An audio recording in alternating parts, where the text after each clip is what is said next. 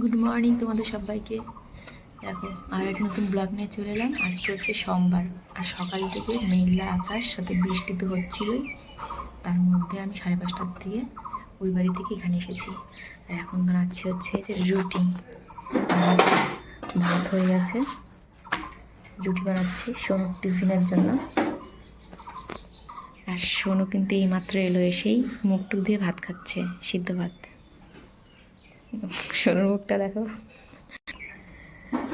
রুটি বানাচ্ছি, এটা হলেই হয়ে যায়।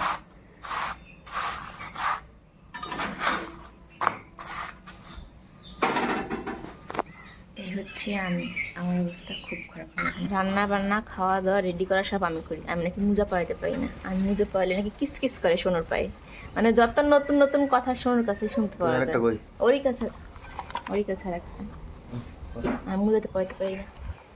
মানে আমি মনে হয় ওই জুতা মোজা পরে স্কুলে যাইনি।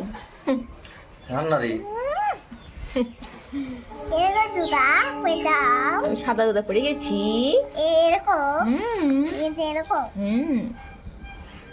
সোনা স্কুল যাবে, তারপর আমি ঘরটা মুছে স্নান করবো। দেখো এখন বাজে হচ্ছে সকাল 10টা। স্নান টান করলাম, এখন রান্না করব হচ্ছে সবজি। আর আজকে তো ওয়েদার খুবই খারাপ, আর শরীরটা মনে হচ্ছে খারাপ হবে আবার জ্বর আসবে।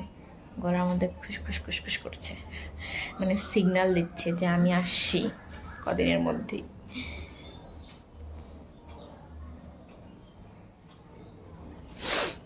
রান্না করি এখন। দেখো 12টা বেজে গেছে, আর আজকে রান্না বান্না এইমাত্র শেষ হলো। খাওয়া দাওয়া শেষ করলাম এক্ষুনি।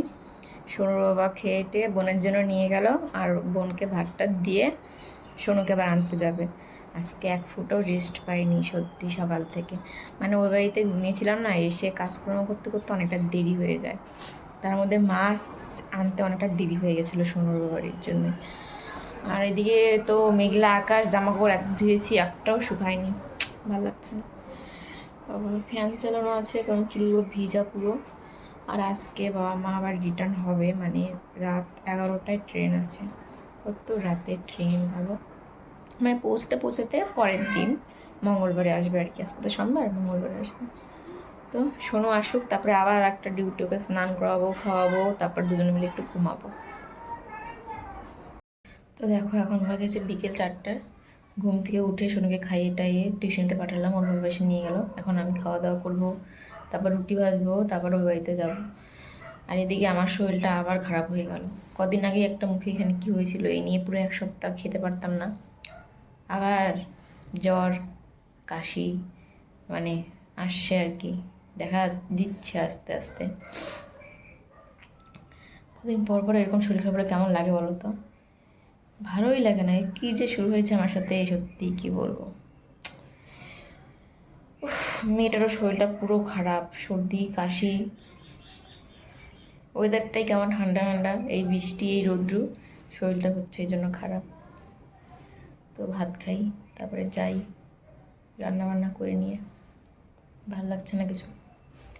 তো দেখো বাড়িতে চলে এসেছি, আর এখন দেখছি আজকে মিস্ত্রিরা কি করলো আজকে। ও শাটারিংয়ের কাজ চলছে।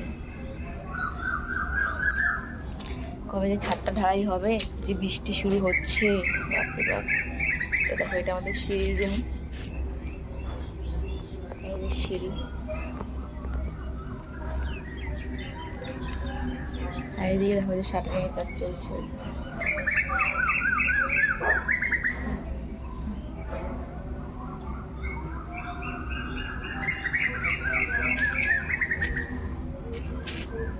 আকাশটাই খারাপ, দেখো পুরো খারাপ আকাশ।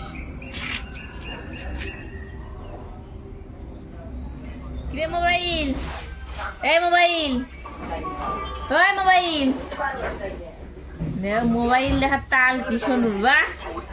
এই যে এটা ভিডিওটা করে রাখতেছি, এটা স্কুলে ম্যাডামকে আর ডাক্তারকেও দেখাবো। এই যে ওইভাবে মোবাইল দেখে, দেখো ওই সবাই। আর এই দোষ কার? এই যে বুড়াটার দোষ, গেদা দেখে না, ওইটা বলছে আর এটা দেখতে গেছে আস্তে আস্তে। চোখের পাতা ফেলা। দেখো এখন বাজে হচ্ছে রাত 9টা, আর আমি আর শুনে এখন ঘরে এলাম। 9টা না, একদম 9টা 10 হয়ে গেছে। আর সোনু বাবা আবার দোকানে এলো, তারপরেই এলাম আমরা ঘরে। তখন আমি, সোনু আর সোনুর মানি তিনজনে ছিলাম। আর এখন তো আসছে ওর বাবা, এই জন্য আমরা এখন ঘরে এলাম এটাকে খাওয়ানোর জন্য, নাহলে অনেক টাইম লাগায়। আর এদিকে আমার শরীরটা খুব খারাপ, মানে প্রচণ্ড মাথা ব্যথা, জ্বর চলে আসছে পুরো।